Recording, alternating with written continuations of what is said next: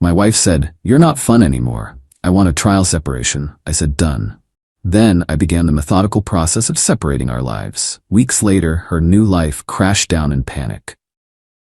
I'm 42 male, a data analyst. My life is built on logic, on predictable patterns and calculated outcomes. I find a deep sense of comfort and stability. My wife Qley, 38, used to claim she did too. For 15 years she called me her rock. That was my role. I provided, I supported, I maintained the steady, predictable rhythm of our life so she could pursue an ever-changing series of passions. First a pottery business that hemorrhaged money, then becoming a part-time yoga instructor. I paid the mortgage, I handled the investments, I managed the health insurance. I saw it as a partnership. My role was to build the ship. Hers was to be the sail. Last Thursday, the sail decided the ship was a prison. She sat me down in our living room, the one she'd had professionally redecorated in calming neutral tones last fall. She wouldn't meet my eyes, focusing instead on a decorative vase that cost more than my first car. "Peter," she started, her voice adopting a soft, therapeutic cadence that always signaled an incoming emotional missile. "I need some space. I feel like I'm losing myself, you know?" I didn't respond. I waited. The preamble is for the speaker's comfort, not the listener's. "You're a good man," she continued, a verbal pat on the head. "A wonderful provider, but you're not fun anymore. We're not fun. Everything is so planned, so safe. I need to feel alive again. I need to find my own path." I stared at the expensive, non-structural wooden beam she'd insisted we install over the media center. It had cost me my entire annual bonus, a monument to aesthetics over function. In that moment, watching her talk about fun in the very lap of the security I'd spent my adult life building, something didn't break in me. It calcified. All the little dissonant data points, the secretive, giggly texting at all hours, the new expensive workout clothes from brands I'd never heard of, the sudden intense reverence for a spiritual guru named Zachary, who also happened to be her new tennis partner, they all snapped from a random scatterplot into a perfectly linear regression. The conclusion was obvious and devastating. I looked at her, really looked at her, as if for the first time in years. Her $200 leggings, the fresh manicure on the hand that hadn't worn a wedding ring in 2 weeks because it interfered with her energy flow. She was waiting for me to beg, to promise more excitement, to book a trip to Bali, to become someone I'm not. "Done," I said. The word was a stone thrown into a still pond. It wasn't the reaction her script called for. Her brow furrowed. "Done? Just like that? You're not even gonna fight for us?" "You just told me you want a trial separation," I replied, my voice chillingly level. "I'm agreeing to your terms. This is what you want. You should be happy." "Well, yes, but..." She was flustered, like an actor whose scene partner has skipped to the final monologue. "Okay, well, good. I'm gonna go pack." She went upstairs. I didn't follow. I listened to the sounds of drawers opening and closing, the sounds of my life being dismantled. For a long moment, I felt a surge of white-hot rage. I wanted to throw that stupid vase against the wall. Then came a wave of immense, crushing sadness. I thought about the girl I married, the one who was thrilled to eat cheap pizza on the bare floor of our first tiny apartment. Where did she go? I let myself feel it all for about an hour. The anger, the grief, I let it wash over me. And then I let it pass. What was left was a cold, hard clarity. This wasn't a trial, this was an ambush, and I would not be its victim. I pulled out my phone. My mind was already working. A separation is a legal event. It has rules, it has consequences. She wanted a new life. I would simply facilitate its authentic beginning. My first call wasn't to a bank. It was to a highly recommended family law attorney, Victoria. I got her voicemail, left a concise message, and received an email a half-hour later to schedule a consultation for the next morning. The next day, after a sleepless night, I sat in Victoria's office. I explained the situation. She listened intently, her face impassive. When I finished, she gave me clear, methodical advice, not for revenge, but for protection. "The moment of separation is a critical legal marker, Peter," she said. "Your actions from this point forward must be transparent and defensible." Guided by her counsel, I spent the rest of that Friday taking careful, deliberate steps. Financial separation. As advised, I opened a new, individual checking account. I didn't drain the account she used, as that could be seen as financial abuse. Instead, I left a significant cushion, $4,000, in the old account to serve as a transitional buffer.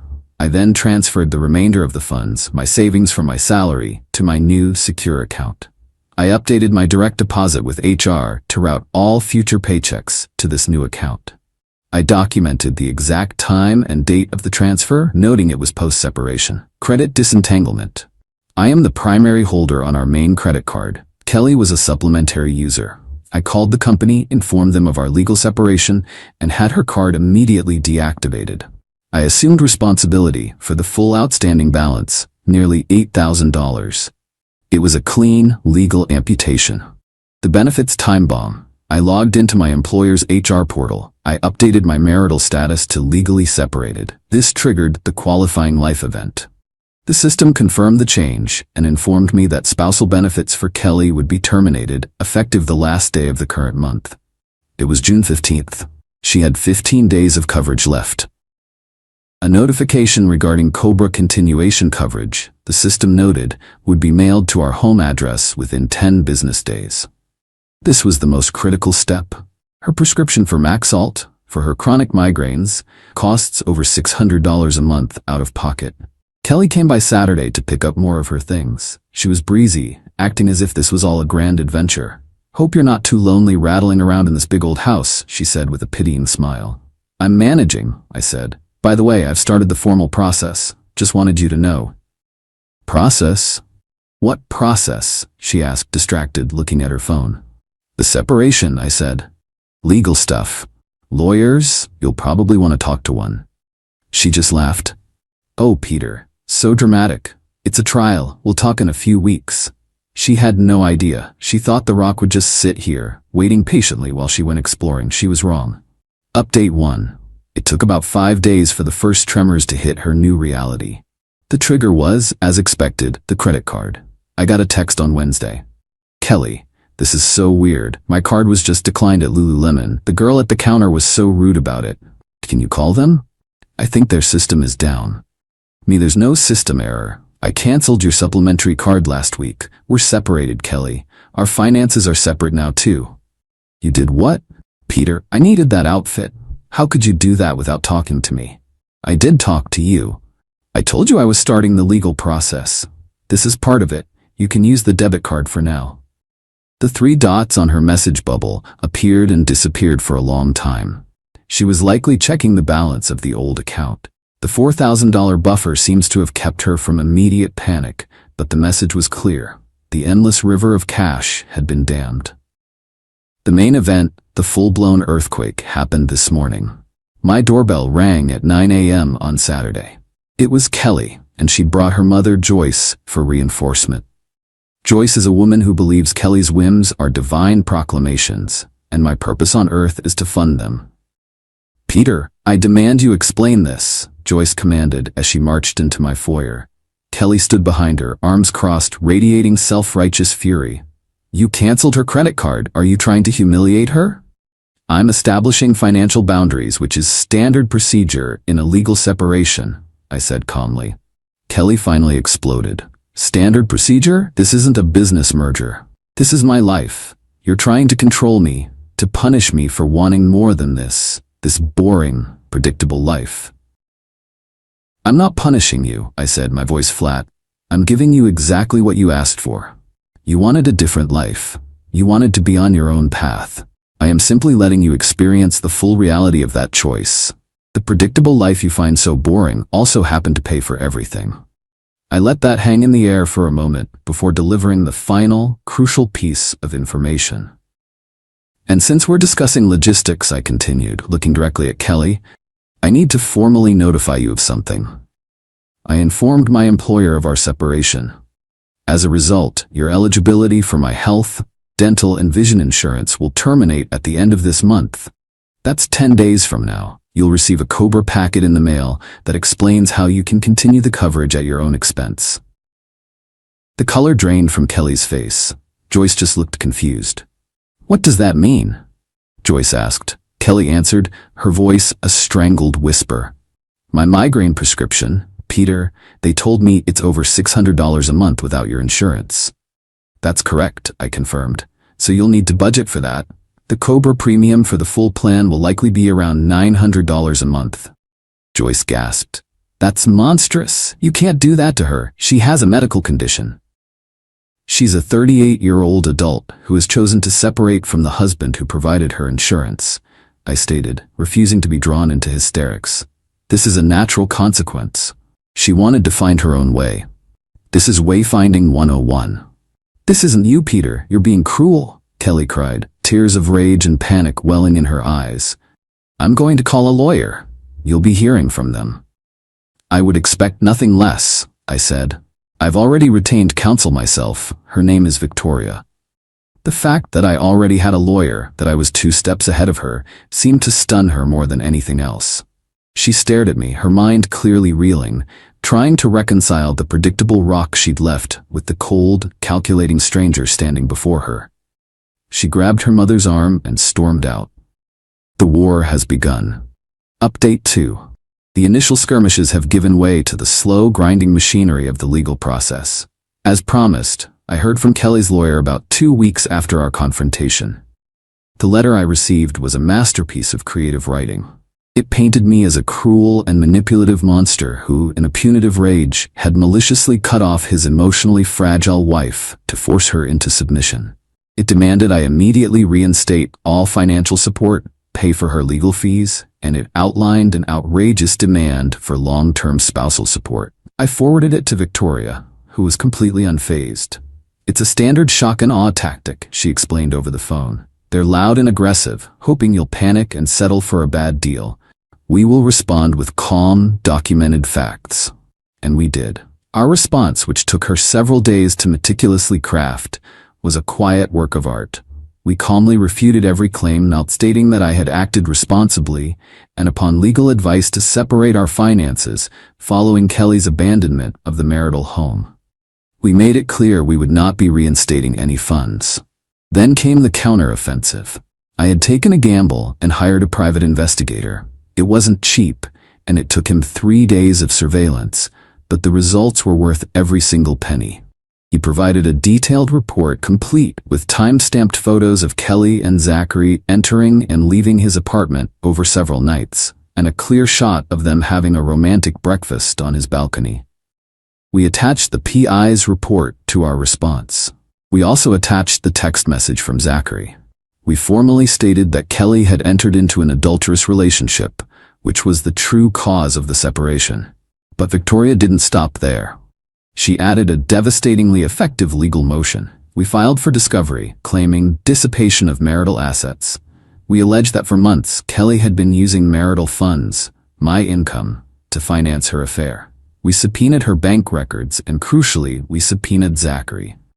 We wanted to see his financial records to determine how much of my money had been spent on gifts, dinners, and trips for him. The reaction was seismic. About a week after our response was sent, I received a call from a blocked number. It was Zachary. The smug, enlightened guru persona was gone. He sounded like a terrified college kid. Hey man. Peter, I think there's been a huge misunderstanding here, he stammered. I don't think there's been any misunderstanding at all, Zachary, I said, my voice like ice. This is crazy. Your lawyer is subpoenaing me. I'm just a tennis coach, man. I don't want to be dragged into this. It's going to ruin my reputation. Your reputation is your own business. My finances, however, are mine. Qley spent thousands of dollars on you from an account funded by my salary. My lawyer sees that as fraudulent. You are now a material witness in a divorce proceeding. You can either cooperate or you can explain to a judge why you shouldn't have to. I heard him take a shaky breath. She said you guys were over, that it was just a matter of time. Then you'll have no problem stating that under oath in a deposition, I said. And then I hung up. The entitlement has finally smashed against the hard wall of consequence. Qley and her mother have been calling non-stop, leaving rambling, hysterical voicemails. 1 minute they're threatening me with eternal damnation. The next they're crying, saying I'm destroying her life and that this isn't the man she married. She's right. The man she married would have absorbed this betrayal and quietly suffered. The man she left behind is simply running the data, and the data is not in her favor. Final update. It's over. The divorce was finalized 2 weeks ago. The whole process took just under 8 months, which Victoria tells me is practically light speed for a contentious divorce. It didn't end in a dramatic courtroom finale. It ended when their entire case collapsed under its own weight. Zachary was the linchpin. The threat of a deposition, of having his finances publicly scrutinized and his role in the affair laid bare under oath, was too much for him. He capitulated completely. His lawyer reached out to Victoria and offered a full, signed affidavit in exchange for being dropped from the proceedings. He detailed the entire affair, confirming it began long before the separation. He wanted out, and he was willing to burn Qley to the ground to get there. With her infidelity proven and her financial claims exposed as a sham, Qley's leverage vanished. Her pit bull lawyer, seeing a losing and expensive case, aggressively pushed her to settle. Here are the final consequences. The house. We sold it. As our primary marital asset, the equity was split 50-50, as per state law. My share was enough to secure a down payment on a comfortable, if smaller, condo. Her share was a substantial one-time payment, the last she'll ever receive from me. Spousal support. This was her last stand, and it failed. Due to the clear evidence of infidelity and her dissipation of our assets, the judge awarded her only 2 years of minimal rehabilitative alimony. It's barely enough to cover the rent on a basic apartment and is explicitly intended to support her while she finds full-time employment. The fun is officially unfunded. The assets. Our dissipation claim was successful. Based on bank records, we proved she'd spent over $15,000 on her affair. That amount was deducted directly from her half of the house equity and awarded to me. In the end, she paid me back for financing her own betrayal. The lives they chose have now fully materialized. Qley is renting a small apartment. She works as a full-time office manager for a landscaping company. Her social media is now mostly generic inspirational quotes. Zachary, I've heard, broke up with her the moment his legal troubles began and has struggled to retain clients at his club. Reputations are indeed fragile. Joyce now has a financially and emotionally dependent daughter who is deeply unhappy with her new, non-glamorous life. As for me, I'm healing. It's an active process. The first few months were a grim exercise in legal strategy, but once the dust settled, I had to confront the 15-year hole in my life. I found a good therapist to help me process the sheer scale of the deception. It's not about anger anymore. It's about understanding how I let myself become so complacent, how I ignored so many red flags. My new condo is my sanctuary. It's quiet, it's filled with my books, my old comfortable armchair, and a ridiculously complex German coffee maker that Qley would have called hideous. It makes a perfect cup of coffee every morning. That simple, predictable pleasure feels more like fun to me than anything I've experienced in years. I've started hiking on weekends, something Qley always despised. The other day, standing on a ridge overlooking the valley, I felt a sense of peace that was so profound it almost brought me to tears. It wasn't the thrill Qley was chasing. It was something deeper. It was freedom. The rock is no longer an anchor for someone else's ship. It's a mountain, standing on its own.